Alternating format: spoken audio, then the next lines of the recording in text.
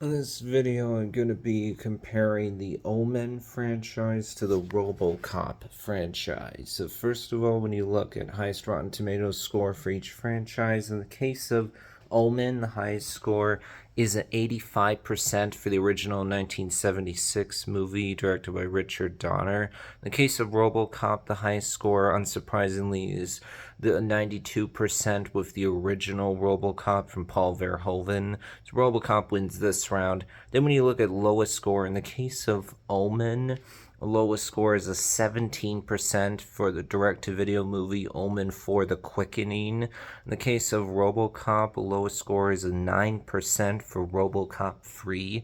Omen wins this round. Then when you look at average score, Omen has an average of 48. RoboCop is an average of 44.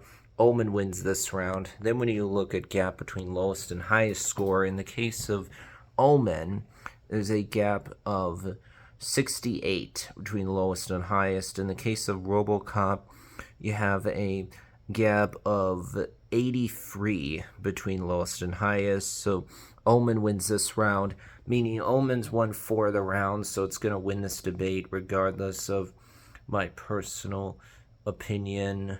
Actually, yeah, it's in 3 rounds actually. Gap between lowest and highest, average, and then low score. Yeah, so Omen's going to win this debate already, but let's look at my personal opinion. Which franchise do I prefer?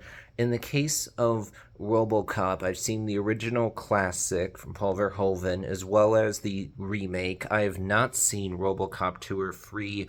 Everything I've heard about those movies has made me go, I'm not really interested in watching them. They don't seem that good. In the case of Omen, I've now seen the first movie, Omen 2, and the first Omen. I have not seen the 2006 remake. I'm not interested in watching it because it's like, well, it's a movie that I've already seen before. It's a shot-for-shot, beat-for-beat remake of the original 1976 movie, in which case, why would I watch the remake when I've already seen the superior version of the story, the original?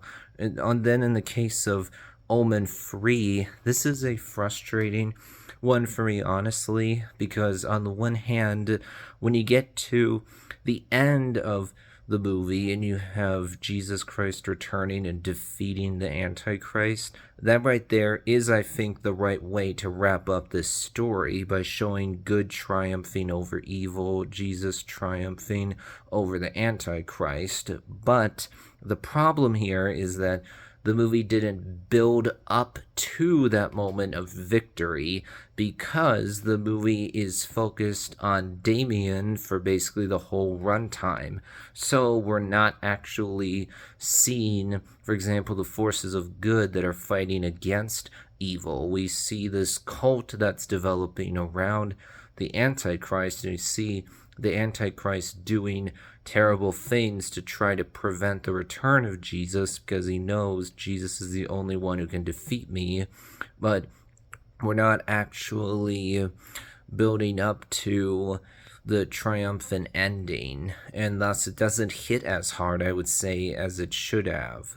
I haven't seen it yet, and I go, do I actually want to watch this movie?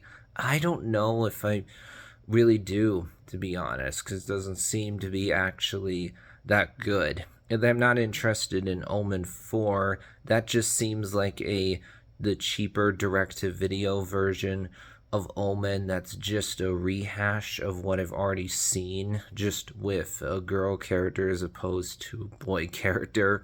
Then the case of the first Omen, the prequel that came out earlier on in 2024, I actually saw this one in theaters, and I really enjoyed it. I thought it was very well done. It actually is an effective prequel that adds to the story. It actually answers questions I was asking. It actually addresses things I was curious about, has really good acting. I think there's a compelling story here. Visuals are well done. I like that the first Omen actually doubles down on some of the weirder aspects of the Omen lore and explores those things. I thought that was pretty interesting.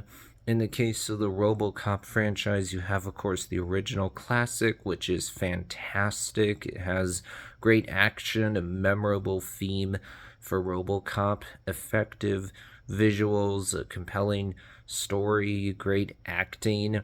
Man, that part where Alex Murphy is pinned down by these horrible criminals and they're literally just torturing him for no reason other than to be sadistic and unnecessarily cruel. Ooh, man, that scene is effective in that it's hard to watch. It's supposed to be because you're seeing just how truly awful all these criminals are, which of course makes it so satisfying when RoboCop gets revenge on them.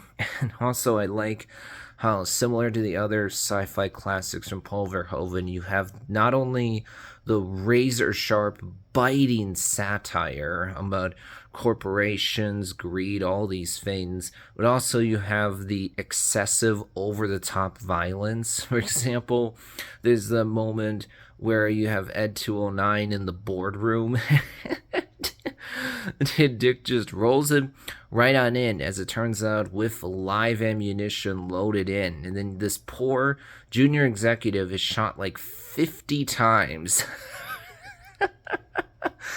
You go, okay, wow, Paul Verhoeven is going for it.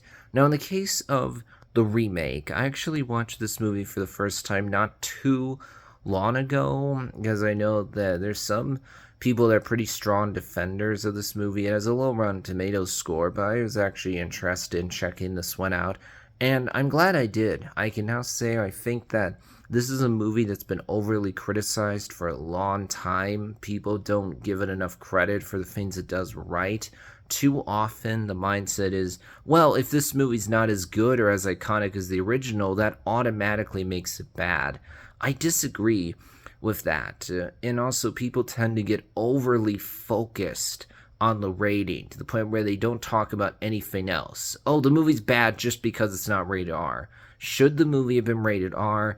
Yeah, I can agree. I think it should have been, because when you're talking about this kind of story, you're dealing with a very harsh reality that this greedy, evil corporation takes someone, a police officer who is just shot horribly, turns him in to RoboCop. That inherently is not for the broadest possible audience. That's meant for an adult audience. RoboCop is a dark story. And when you make the movie PG-13, you can just feel filmmakers trying to sand off the rough edges. And so you feel like, okay, this movie doesn't have as much teeth as I want from a RoboCop movie. It doesn't have the bite that I'm looking for.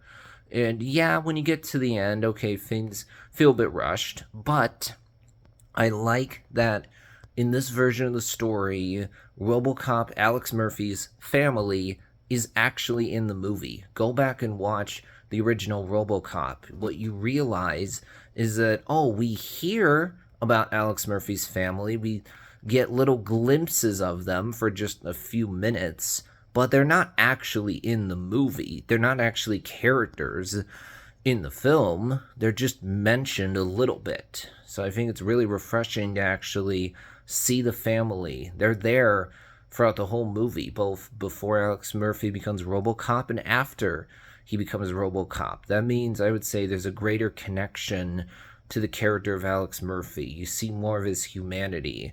Whereas in the original movie, Alex Murphy comes off as just a bit more distant. I'd say a bit more at arm's length away from the audience. Also, I like the way the RoboCop suit looks in the remake. I think there's good action. I like they do some different things. They find a different way to have that satire, social commentary in there. I like the performances. I think Michael Keaton, Samuel L. Jackson, they're giving really good performances. So I think that, and people need to really be more fair to the RoboCop remake. I think this movie has a lot more to offer than the Total Recall remake, which I think is just totally professional yet bland and generic take on Total Recall. And I haven't seen RoboCop 2 and 3, they don't feel like they're very good at all. Feels like the tone isn't right. The third one especially, it seems to me like it just gets weird.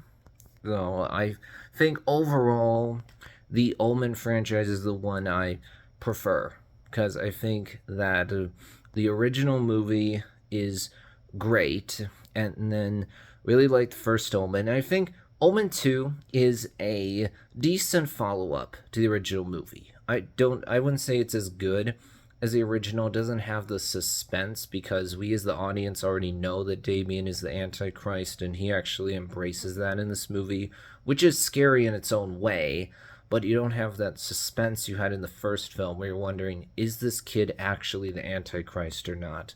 That'll wrap things up for this video.